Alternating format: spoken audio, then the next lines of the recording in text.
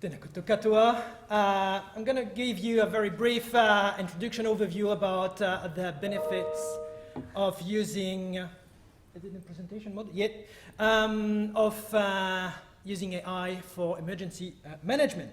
But I think that to really understand emergency management, I think we're going to play a very quick game. And because of the history of the place, I chose a disaster scenario based on an earthquake scenario. So this is a very realistic scenario based on the work that the Alpine 48 group is doing right now. More information here. So did you know that there is 75% that the chance of the Alpine fault producing an earthquake in the next 50 years? And there is 82% that this earthquake is going to be big, a big one.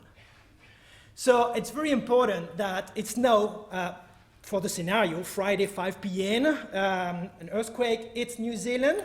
The epicenter is near Lewis Pass on the north part of the Alpine fault.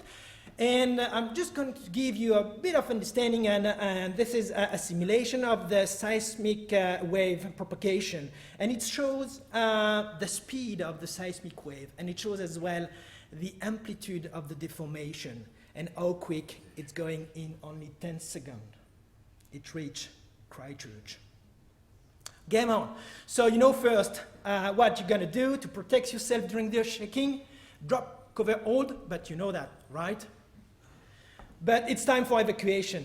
And sometimes you need to leave in a hurry because why? The building you are in is probably not safe anymore. So I'm going to give you 10 seconds and I'm going to show you a list of items and you're going to pick 3 items that you're going to need for the next couple of days.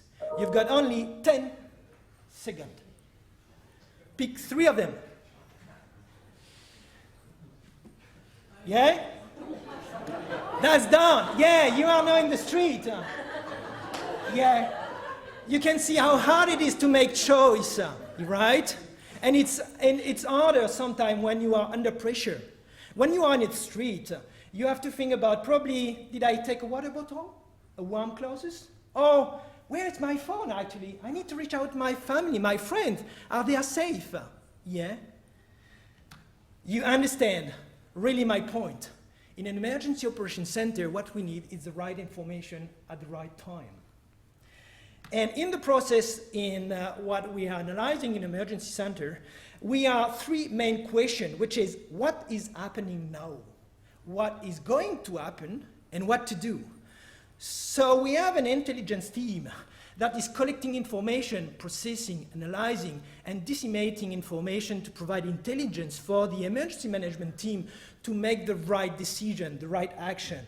And you see that this is where AI could play a role in this decision-making process where we have to analyze natural hazards information to get this data and convert them into intelligence that the Emergency Operations Center could make the informed decision. So I'm going to show you 4 streams that we are working on. We have identified where machine learning and deep learning could help in an emergency management team to make the right decision. There's 4 items. I will go very quickly on, and there's 4. The first is time series forecasting. We're going to do a bit of social media analysis, image analysis, and classification and priority. So for the time series forecasting, which is probably the most popular and probably the more challenges, I'm going to drive you to the very nice poster from my friend Nick outside here, and he's explaining very well how we do in the entire project the flood impact prediction tool, where we explain we are using hydrology and weather information to forecast the next 6, 12, 24 hours. The next big source of information is, of course, social media. But it's very hard to extract some information. But probably it's not very hard for machine learning.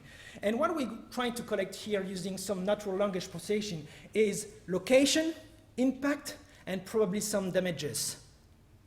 But sometimes we don't have information, or we don't have the right information at the right time. This is why we have developed a very quick mobile app here, what we call not hazard reporting. It's a very simple mobile app that is taking a picture, you add a label, and you send it to a server. And the purpose of this is using computer vision modeling to try to identify contextual information. The last but not least is classification. When you got all this intelligence, you have to classify this and assign priority to be sure that we're going to get, you're going to do informed decision. But I think the most important question is, are you prepared? Thank you.